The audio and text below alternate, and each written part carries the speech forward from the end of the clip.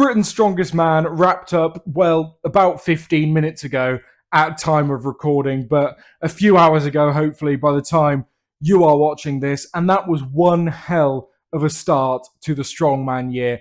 A super, super exciting show. Some really nice, not surprise performances, but just some really nice performances, such as Gav just being back to the best Gav, which is just awesome to see. But yeah, what a hell of a show that was. Super exciting, super nail-biting throughout. Obviously, Tom Stoltman coming out with the win, as we all thought he would. But lots of battles, lots of exciting events throughout, and overall a really fantastic show. So I'm going to break it down for you, give you my thoughts event by event, and we're going to recap Britain's Strongest Man. My name is Toby. If you are new here, I cover all of the pro strongman stuff here on the channel because I'm a massive strongman nerd and absolutely love it. So if you're new here, go down below, click subscribe to the video, and go check out all my other videos, particularly my Britain's Strongest Man prediction video, where you will see that I predicted the podium to be Tom Stoltman to win, Adam Bishop in third, with Paddy Haynes in second, which, as you know, if you've seen the show, those two were just switched around. But my caveat on that video was that Adam Bishop and Paddy Haynes would be tied on points, and Paddy Haynes would win the power stairs to take second place. And guess what? I was half a point off. Half a bloody point. So if that doesn't prove that I've got the best predictions in Strongman and you should stick around, I don't know what does. But without further ado, let's get into the show. So there is absolutely no way I am doing this off the dome. So I've actually got two trusty bits of paper here with notes from every event written down, and I am going to run through them because it was just such an exhilarating show, in my opinion, that my brain is swimming around and I am bound to forget something. So we're going to go event by event, but also pair by pair, because every event was head to head, and we're going to recap the show and give my thoughts. So first up was the overhead medley. This was an 80 kilo dumbbell into a 150 barbell, into a 90 kilo dumbbell, into a 150 barbell, and then the kicker at the end is a 100 kilo dumbbell for reps, which I didn't realize in my predictions video was going to be the case. So that might have changed how I predicted this event,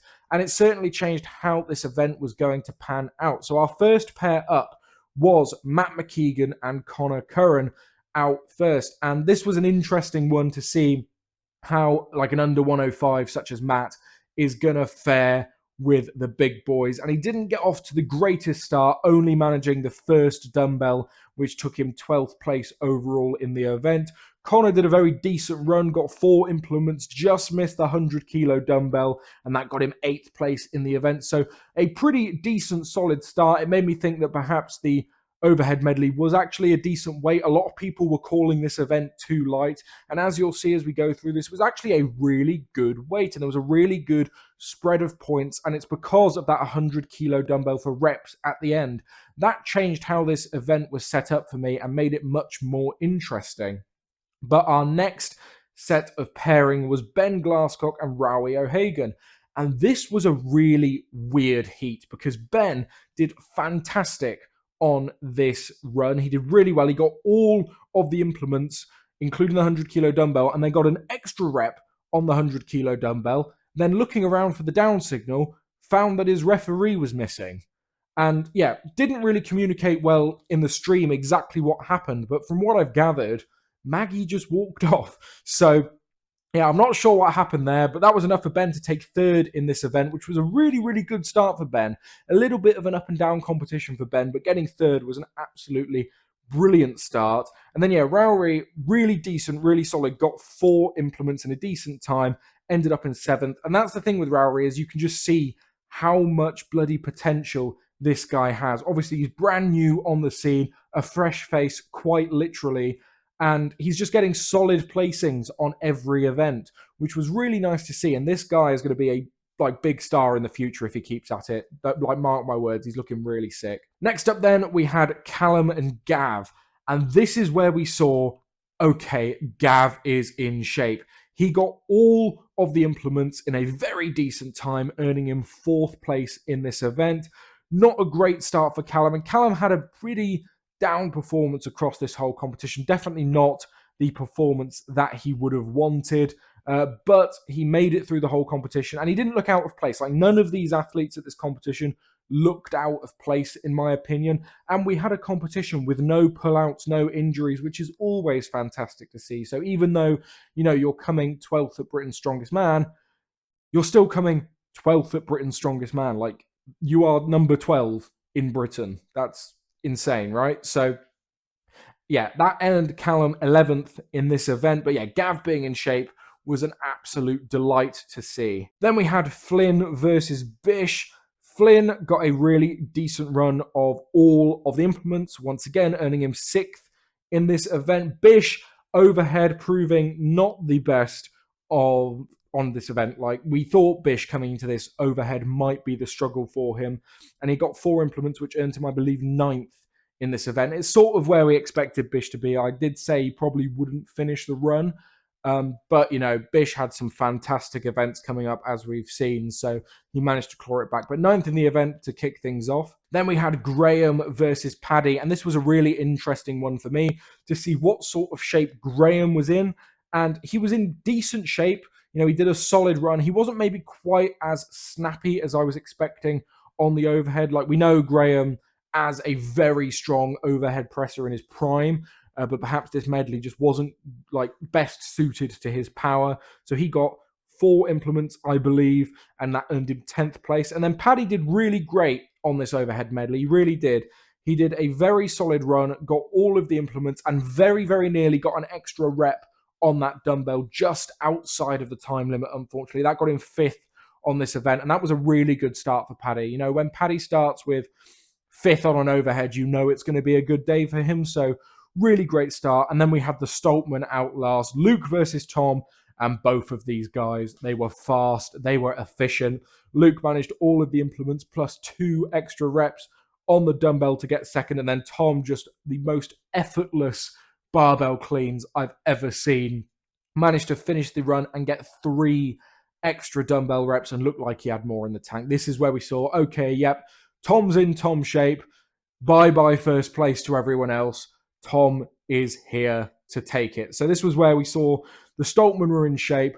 This is going to be an exciting show. Next up then, we had the car walk. And the car walk times over the board were down on previous years, but we've lost our normal, like, super fast car walkers that you might see at other Giants lives. This Britain's Strongest Man crop had a couple of them, but by no means everyone was super fast. And it was really great to see Matt versus Callum on this, because it showed just how impressive some of those super speedy car walkers are, because this thing is damn heavy. Matt put in an absolutely awesome, really gutsy performance with the car, which, by the way, is over 4 times his body weight, and got it about 11.8 meters, I believe, was the distance, which, that is insane with a weight that heavy at that body weight, and that got him 10th in the event. Callum decided not to even really try and stagger with it, just do the bare minimum to get a point, and he managed to get 1.5 meters and got 12th place, saying he was saving himself for the deadlift and the bag throw, where he hoped to pick up some points. Then we had Graham versus Bish, and this was a really exciting heat because these guys in their prime are some of the absolute best car walkers that we've seen. Graham put in a really good, solid performance. That was 16 seconds, and that got him 2nd place in the event. Now, I thought this was going to be beatable by the guys going later, but it wasn't, and it ended up being 2nd. So a really solid run from Graham. And then Bish was just blisteringly fast with an 11.81. I believe that was a PB for him. And obviously doing this car walk after the Achilles tear at the World's Strongest Man car walk, coming back, smoking it, winning it, that gave him that confidence to be able to battle through the rest of the show. So fantastic performance from Bish there. Then we had Connor versus Rowry. Connor got it about 5.78 meters for 11th place. Very, very hard, very, very heavy. And then Rowry, I really thought he was going to struggle and put it down, but this guy had it on his back, and he was very slow, yes, but he was steady. He just kept moving step after step and finished the course without a drop in 31.45 seconds, which, yes, is slower, but the fact that he was able to keep it up at his light body weight and get it nice and steady was really, really impressive. So fantastic from Rowry there. Then we had Flynn versus Paddy, the rivals, both of them doing a very, very steady performance. Flynn just pipping Paddy with 19.76, and then Paddy got 22.26, and that earned them 6th and 7th respectively. Then we had Gav versus Ben, and obviously car walk is always a worrying event for Gav because he had that big collapse on it, but Gav absolutely smoked it. A really solid run, 19.50 seconds for 5th place on this event, which is absolutely fantastic to Gav. And when I saw this is when I started getting exciting because Gav's solid on deadlift. Gav's bag tossing is world class, and Gav's power stairs is good. So, you know, the car walk was the worrying event for Gav, and he smoked it. He got 5th. So, you know, we were in for a good show for Gav. And then Ben, another really solid performance, nice and steady, 24.32. Got him 8th place. And we know Ben, car walk is not his favorite. I believe he injured himself on this car walk not long before the competition. So, of course, he's going to take it a bit steadier. But, you know, solid performance, 8th place. And that's the thing, in this competition, an 8th place is a solid performance. The depth of talent in this competition was just so beyond anything we've ever seen at Britain's Strongest Man before. It was just ridiculous. And then our final pairing was once again Luke versus Tom. Both very solid performances. It was a weird race, this one, because it was super close between those two, but it was very solid and steady. So they managed to get 17.76 and 17.42 respectively, with Luke getting 4th and Tom getting 3rd on that event. So you see what I mean? It was like very solid, not as fast as Graham and Adam, but just solid, and it ended up being really close between those two. So again, a really exciting event that shook up the point standing massively. And at this point in the competition, I thought we might be seeing like a Tom Stoltman, Adam Bishop, Luke Stoltman podium. But of course, we then had the deadlift, which is going to mix things up with Luke Stoltman. And this field of deadlifters really surprised me. So going into this axle deadlift, I was expecting a big bunch up of guys at around 2 or 3 reps, and then a big bunch of guys around 5 or 6. But, you know, people really surprised me on this deadlift. There were some fantastic performances, because you have to remember, this is Giants Live's hard setup, and people say it is much harder than 360 seems. Like, it's terribly hard. So the fact that we had so many good performances on this deadlift made it actually probably for me the most exciting event of the show. So up first we had Callum versus Connor, Battle of the Scotsmen. Callum put in a really solid performance here with 4 reps. That was a really good start, and for Callum, a very impressive number to get on this setup, but that got him 7th place on this deadlift. And then Connor put up a very solid 2 reps, which took 11th.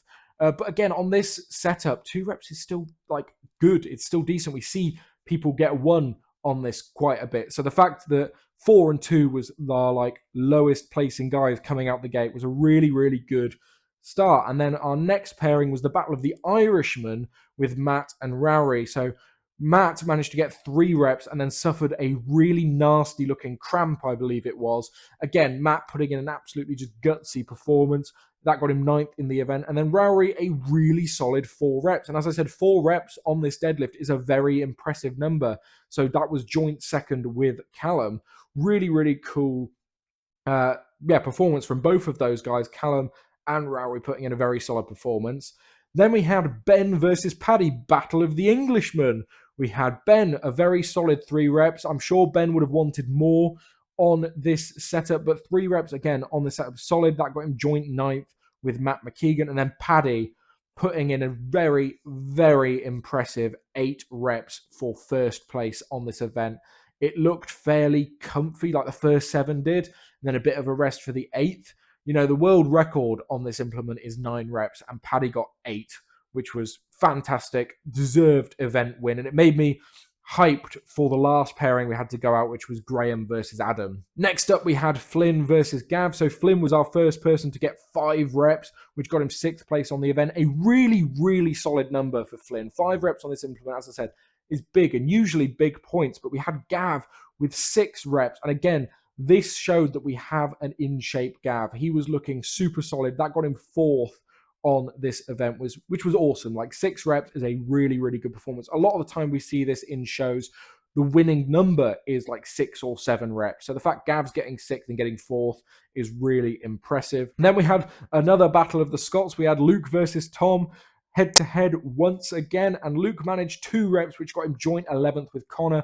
He really would have wanted a 3rd or 4th rep here, but he just quite didn't manage it. And this for me is what took Luke off of the podium contention for the competition. Tom got 7 reps, which was really, really good. And it was really nice to see Tom have to really fight and dig deep for that 7th rep.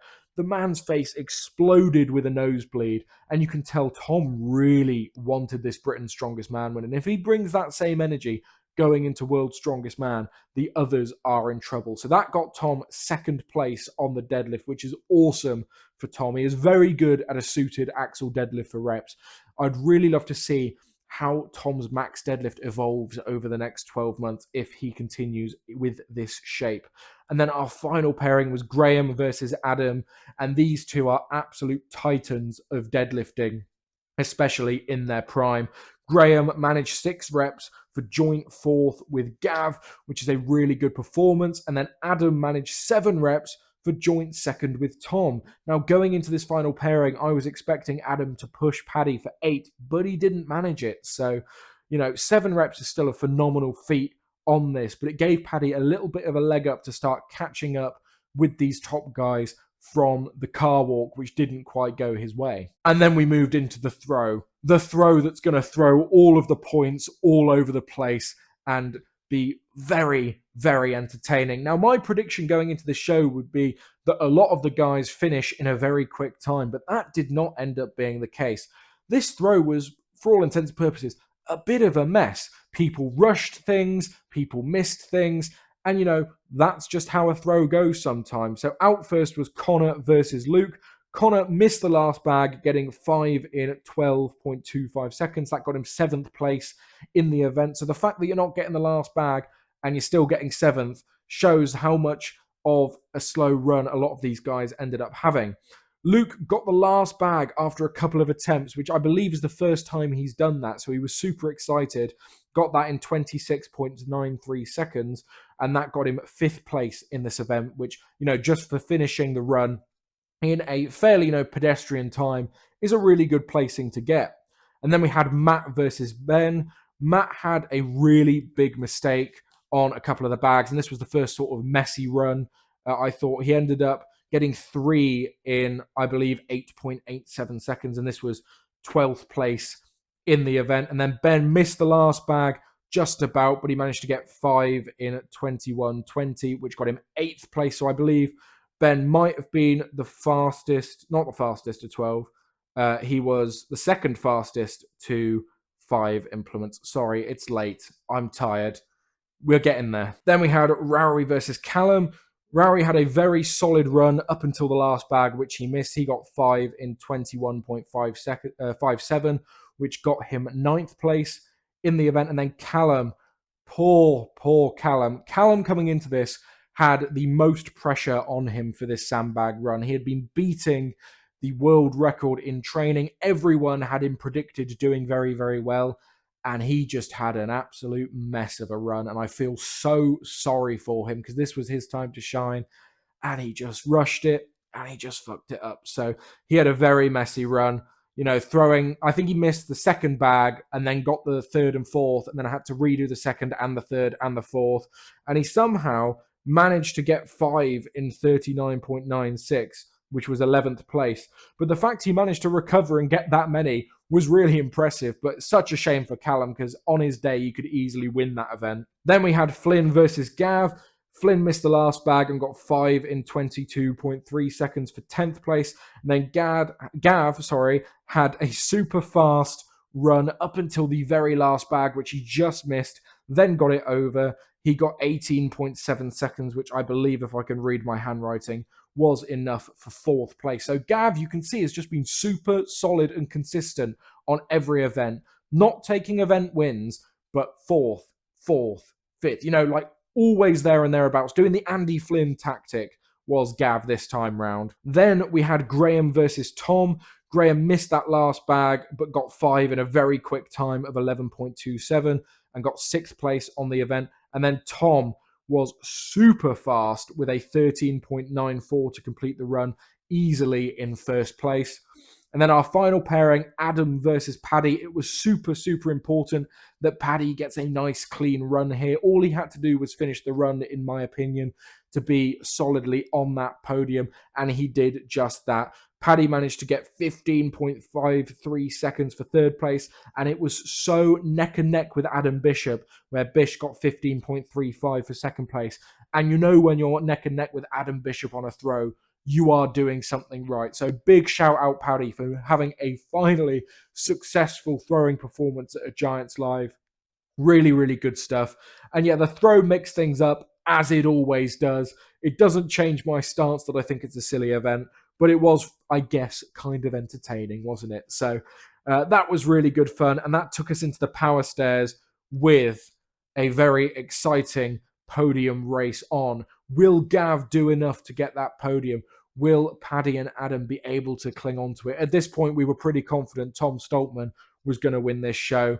And, you know, we were confident with that right from the predictions. So that's no surprise to anyone. But Power Stairs was a really exciting finish with some truly, really good performances to finish us off. So our first pairing out was Matt and Callum. Matt struggled on the fourth implement. He managed to get 11 steps in 46.9, and that ended him in 12th place. And I have to say, I do feel for Matt in this lineup because he is not thrown in at the deep end because he knows what to expect coming to this, but the dude's an under 105 competing with the big boys, and it's rough. And Matt had a very solid performance throughout. Like, yes, he was last or thereabouts in like the bottom half on every event, but if you look at the individual performances, they weren't too terrible. Like, people have done far worse at bigger competitions. So shout out Matt, he did very well. Same with Callum, and Callum managed to finish solid, finish on a high, finishing the power stairs in 62.6 seconds, which was enough for 8th place.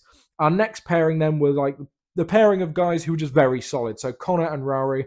Connor couldn't quite get the last. He managed 13 steps in 57.91 for 11th place. And then Rory got a very steady finish of 74.75 for 9th place. And Rory, again, he was always around about that 7th to 9th place mark throughout the competition. And give that guy another couple years and he'll be, you know, battling for the podium here because he's got some serious potential if he sticks at it. Ben versus Flynn up next. Solid finish for Ben. 50 seconds and 50 milliseconds, and that was enough for 4th place. Another really good performance from Ben. So you can see what I mean by he had a very up and down performance this competition. He did very well on the overhead medley, very well on the power stairs, and those middle events just didn't quite go his way.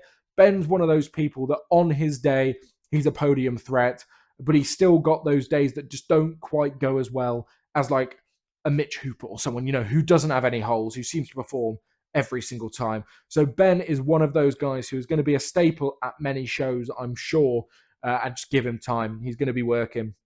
Flynn, grinding, just missed the last step. He got 14 in 57.75, which was enough for 10th place. And Flynn, you know, he just is one of those days where it just didn't go his way.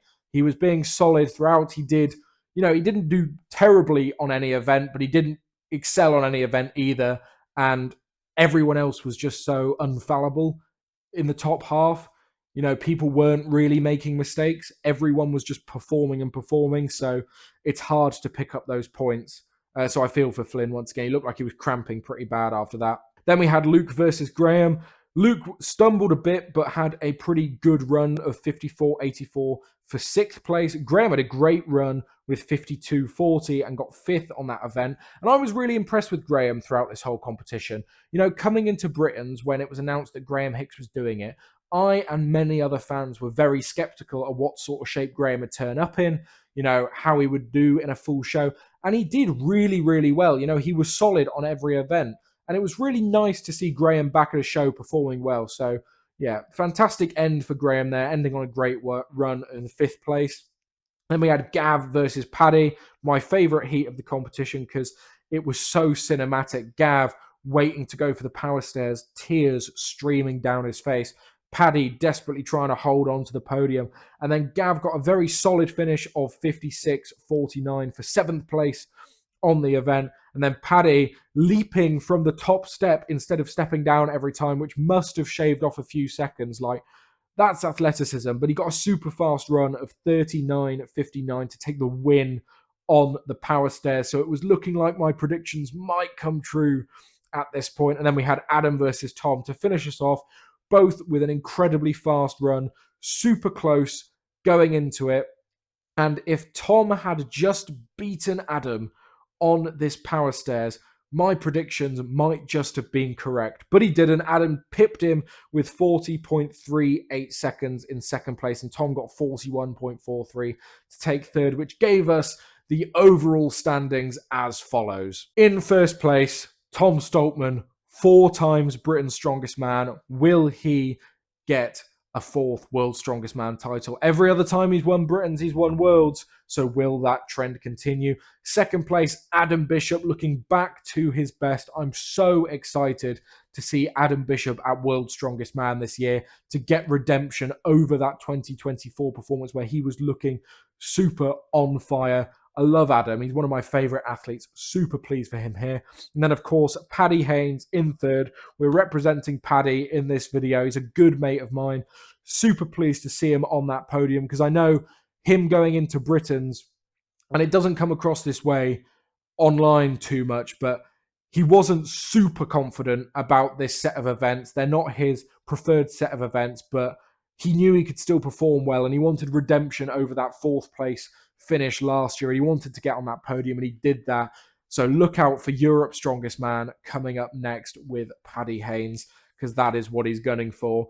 And then we had Gav in 4th, and seeing Gav in 4th place absolutely melts my heart. It wasn't in my predictions, but I believe I did say in that video, if we get the 2nd place at Britain's Strongest Man, Gav, turn up, he is going to do well. And I believe the Gav that turned up tonight surpassed that Gav built, and it was just that the lineup was so deep and no one put a foot wrong. But Gav was in good shape, and I really hope Gav gets a call up to World's Strongest Man and he's able to put in a stellar performance. I'd love to see Gav at Europe's as well, because I think that is a show he genuinely could do incredibly well at as well if he carries this shape forward throughout the year. So look out for Gav in 2026. I don't think he will be winning much because, you know, the field and the talent at the minute is so deep.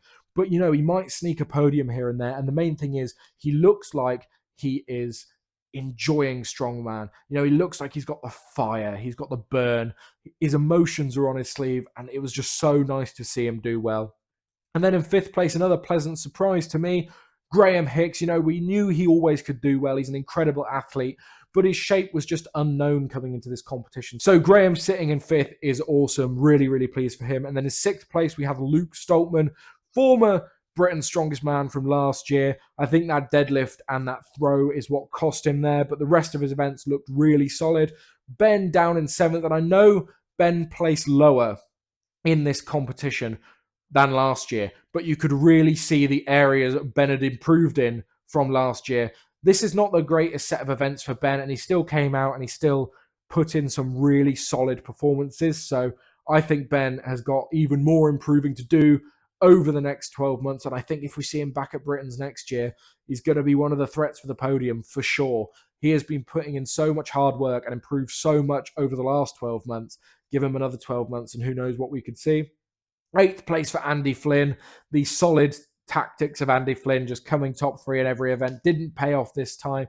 But still, again, a very solid performance in a very deep, close and difficult field.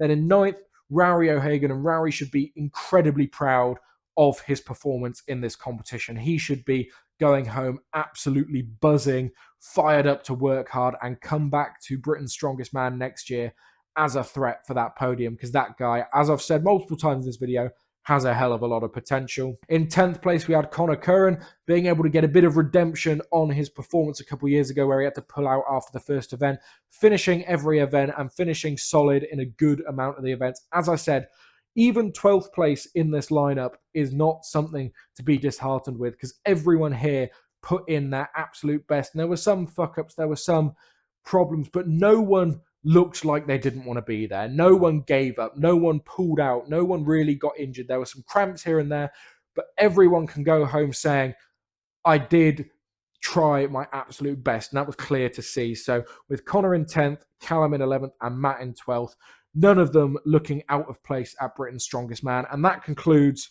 my recap of Britain's Strongest Man event by event. Some more general notes on the show as a whole. Obviously, the tribute to Para O'Dwyer was absolutely beautiful and really, really nice to do. And I really appreciate them doing that at the end of the competition as to not, fuck with the athletes' heads.